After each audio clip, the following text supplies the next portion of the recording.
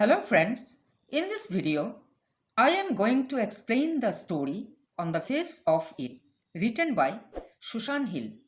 This story belongs to the supplementary reader Vistas.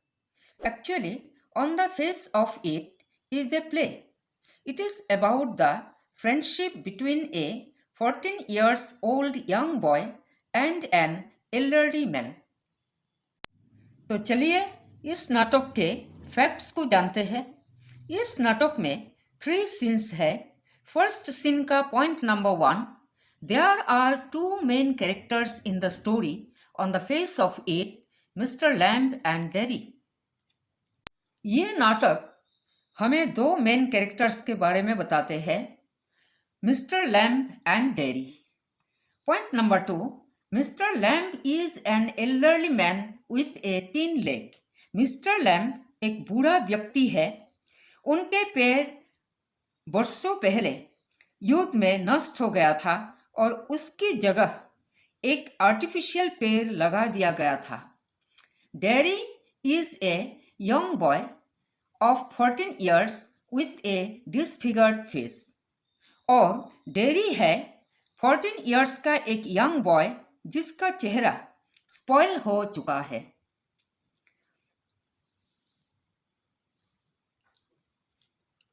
Point number 3, the story is set in mister Lamb's garden where mister Lamb spends his time alone contemplating life. ये story या नाटक को set किया गया है mister lamb के garden में, जहां मिस्टर लैम्ब अकेले में अपने जीवन के बारे में विचार करते हुए बिताते हैं। Mr. Lamb notices Derry in the garden and strikes up a conversation. एक दिन गार्डन में मिस्टर लैम्ब का ध्यान डेरी की तरफ गया। उसने डेरी के साथ बातचीत भी शुरू किया। Dairy is initially cautious but later engages in conversation with Mr. Lamb. उसने शुरू में डेरी बहुत केयरफुल था, लेकिन बाद में वो भी मिस्टर लैम्ब के साथ बातें करने लगा। Point 4, when dairy was a child he got acid all down and A side of his face burned up. जब डेरी एक बच्चा था, एक दिन एक्सीडेंटली उसके फेस में एसिड गिर गया और उसके फेस की एक साइड जल गया। On the other hand, Mr. Lamb is physically disabled with an artificial tin leg. दूसरी ओर मिस्टर लैम्ब भी आर्टिफिशियल पैर सहित फिजिकली डिसेबल था।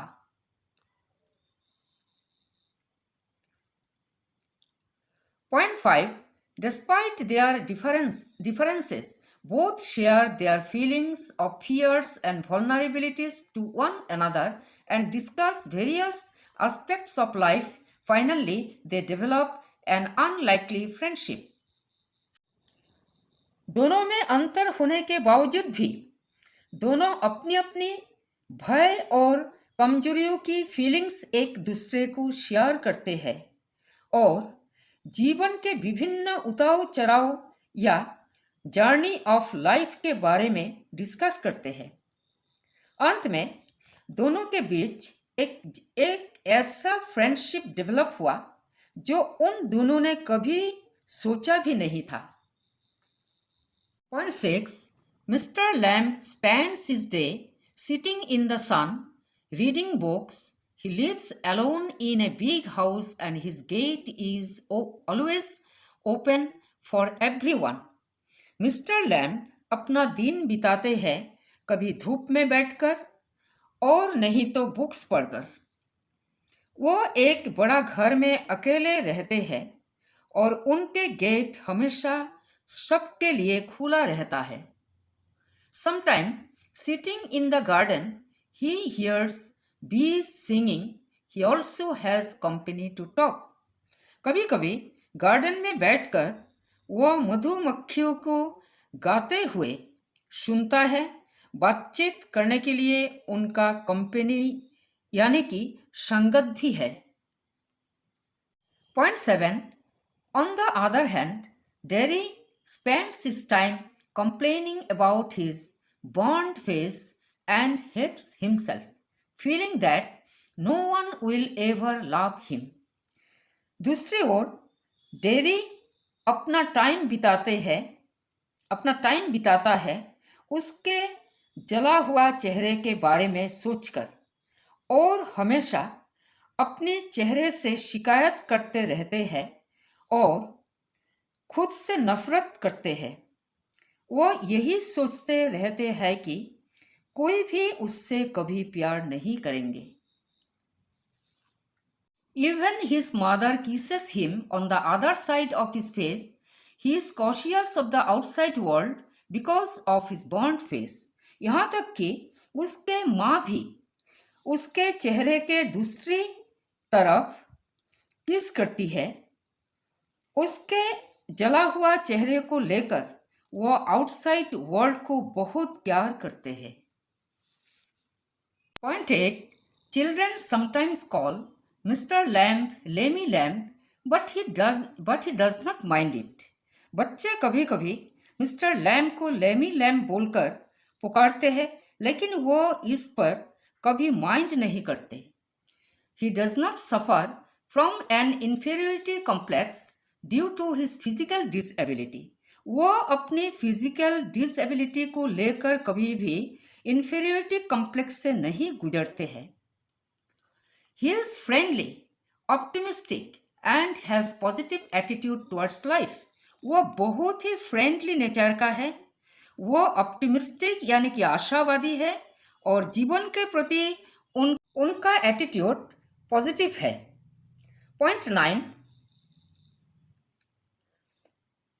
On the other hand, Derry has a pessimistic view on life because of his burnt face and has a feeling of inferiority complex because he cares what people say. दूसरी ओर dairy अपना जला हुआ चेहरा को लेकर हमेशा pessimistic यानी कि निराशावादी है।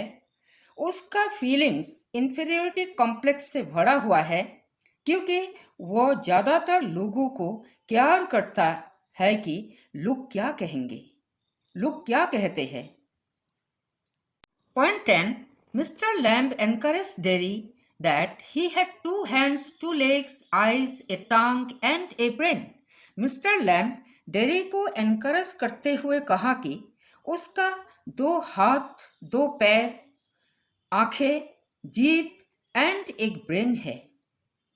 So he should get over his physical injury instead of complaining over his burned face.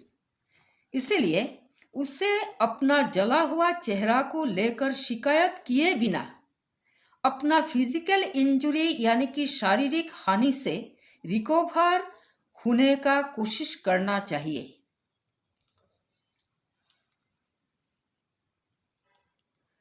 Point 11. In this way, Derry is inspired by the positive thoughts of Mr. Lamb to live a good life. इसी तरह dairy भी mister lamb की positive विचारों से inspired होकर एक अच्छा जीवन जीने का डिसीजन लिया। Derry goes back to home assuring mister Lamb that he would come back again there, और वो खुशी खुशी से मिस्टर लैम्ब को यही भरोसा दिलाकर दौड़ता हुआ घर चला गया कि वो वापस मिस्टर लैम्ब से मिलने आएगा। Point 12.